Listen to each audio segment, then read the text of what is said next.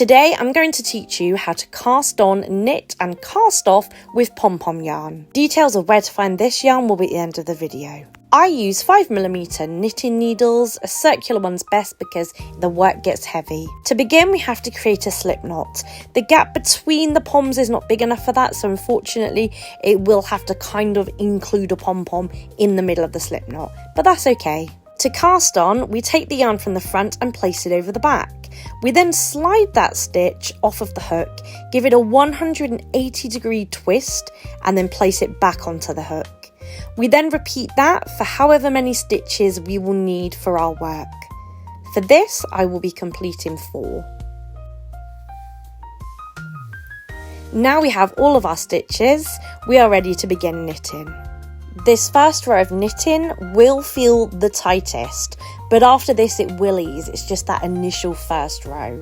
I think the knit stitch works best here, and I complete that for each of the 4 stitches that are on my hook. Apologies, some of this is off screen. It can be a little bit fiddly because, like I said, that first row is a bit tighter to work with.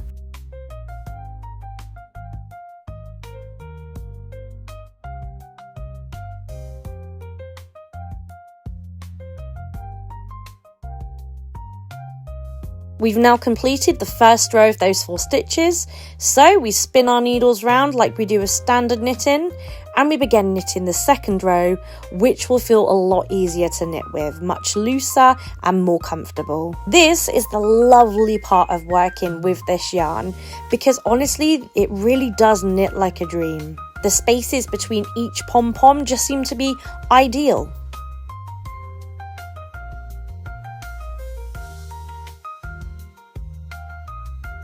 Now I've completed 2 rows of knitting, I'm going to show you how to cast off with this yarn. And this is also the same manoeuvre if you need to decrease any stitches to shape your work.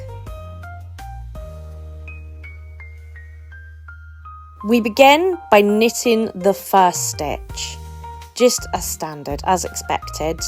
And then we also have to knit the next stitch. And this is where the first decrease is about to happen.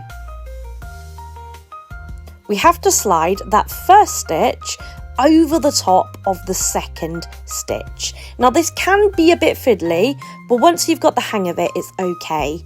And then retain that second stitch you've gone over the top of on your needle to then repeat again for the next decrease. Again here we've got 2 stitches on a hook, so we take the rightmost one and we slide it over the top of the other stitch. We repeat this until we only have 1 stitch remaining on our knitting needles, and that means that we have decreased all of the others. Now to finish your work, or to connect a second ball of yarn to the first, you'll need to shave those poms down using scissors so that the yarn is all the same width. Then just tie it together or pull it through to finish your work. You'll need to stretch the cast off edge because it will initially be quite tight. You're done! Here is how you can find that yarn.